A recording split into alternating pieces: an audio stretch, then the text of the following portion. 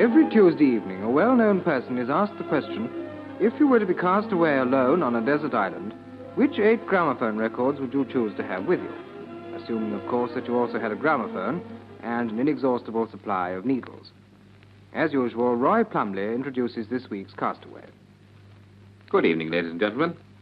The introduction isn't going to take very long this evening. Our castaway is an artist whose records are featured very often in other castaways' choices.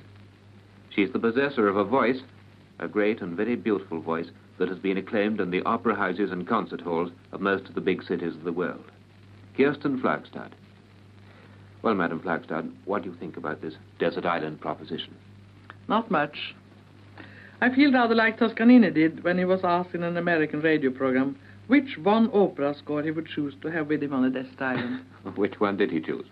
He didn't. He said if he was only allowed one, he would drown himself right away.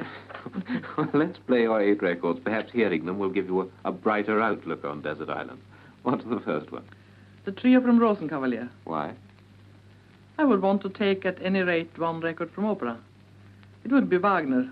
That I can sing myself without the help of a gramophone. Yes, indeed. So for my desert island, I would like something else. And I think this is my favorite part of any non-Wagnerian opera. Did you know Richard Strauss? I once sang the solo part in Beethoven's 9th Symphony in Bayreuth under his direction. But he wouldn't have remembered that, though. I wonder. Isn't that lovely? Now another favorite. It has been my favorite for years and years. Mendelssohn's Music to a Midsummer Night's Dream, conducted by Sir Thomas Beecham. What's the reason? Anything to do with Shakespeare? No. Entirely to do with Mendelssohn and Sir Thomas. You can't have it all, I'm afraid. Only one record from it. Which part do you want? The Overture, the Scherzo? The Overture. Right here it is. And now for my favorite composer, Beethoven. And for one of the earliest pieces of music that I can remember. His Archduke trio for piano, violin, and cello. In my home, I was used to hearing a lot of chamber music. And I remember my brother used the opening bars of this trio as an overture when we acted our childish theatrical plays. He used to make a most impressive noise by blowing down the spout of a kettle half full of water. Did you learn any instrument yourself as a child, apart from kettles full of water? Well, I played the piano, but not very well. But I'm going to take it up again. Good. And who would you like to play the trio? Heifetz, Feuermanm, and Rubinstein.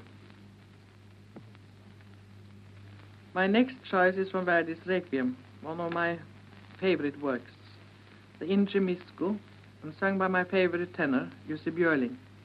I never get tired of listening to that one. Madam Flagstad, how would you cope with life on a desert island? Would you be able to look after yourself, do you think? I don't think I would be very good at it.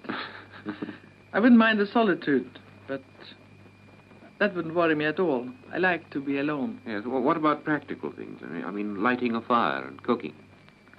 Well, I think I could light a fire all right if I had my reading spectacles with me. I could use them as a burning glass, couldn't I? Yes, yes. I don't know anything about cooking, though. But I like raw food. And raw fish, which we use quite a lot in Norway. Oysters and shrimps. I'm not sure about oysters on a tropical island. Oh, I don't want a tropical island. I want a nice cold island, somewhere in the northern hemisphere. Well, there shouldn't be any difficulty about that. There's practically no cure at all for the cold ones. And I like swimming, and in cold water, too. Well, you know, this might solve your problem about what to live in. If the island was cold enough, you could build an igloo out of blocks of snow or ice. Let's not rush to extremes. Well, another record now. Elisabeth Schwarzkopf singing O mio babbino caro from Gianni Schicchi by Puccini. It's the most charming piece of music and charmingly sung. I shall always remember the first time I heard Elisabeth Schwarzkopf sing. It was at the performance of Fidelio at Salzburg a couple of years ago, when she produced the first notes of the quartet, Mir ist so wunderbar. I thought I'd never heard anything lovelier from a human throat. And I haven't yet chosen a record for solo piano. And there's such a big choice here. So many well-loved pieces. Even when I narrow the choice down to Chopin, it is still exceedingly difficult. I think I would settle for the part of the Sonata number 3 in B minor. And the pianist? Dinu Lipatti. He gives to Chopin such a clean and clear interpretation, I think. Now we'll go back to singing again. Well, just for a moment, let's get back to your singing. Which part of the world are you off to now? First I'm off to Germany, then Italy, Switzerland, and back to Italy, and France. In how long a space of time? Oh, up to summertime. just after the summer? Yes, and then I'm going home for my holiday. And then at the end of the summer, you're coming back to London, is that right? Yes. And the end of the summer, I shall come back to London to sing at the Mermaid Theatre again. That's the little Elizabethan theatre in St. John's Wood? Yes, the one that the Miles built in their garden. What are you singing there this year? Oh, the same as last year. Purcell's Dido and Aeneas. Yes, and twice nightly? Yes. The only twice nightly opera season in the world, I believe. I'm also singing there some Bach cantatas. Oh, that's interesting. Oh, the interesting thing about this is that for the first time I shall be singing as contralto. As contralto? Yeah. I've always been fond of using the lower register of my voice. But never mind my voice. Let's talk about a beautiful English voice, Maggie Teyte. My favorite record of hers is Duparc's L'Invitation au Voyage. Last one.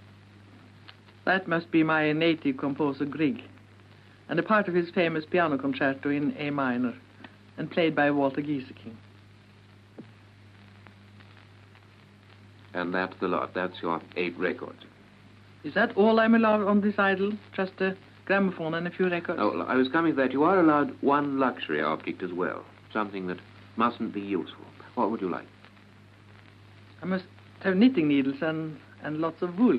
Well, how much wool? Oh, lots and lots. Tons. I do a lot of knitting.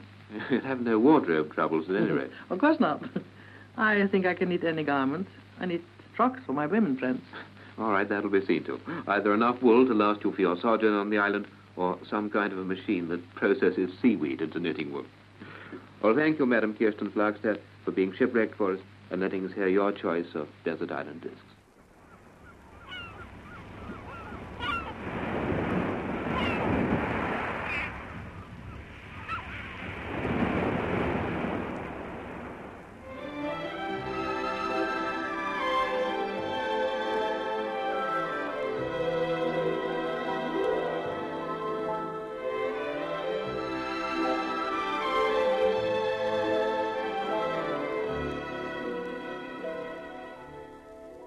That program, Desert Island Discs, was devised by Roy Plomley and introduced by him in the London studios of the BBC.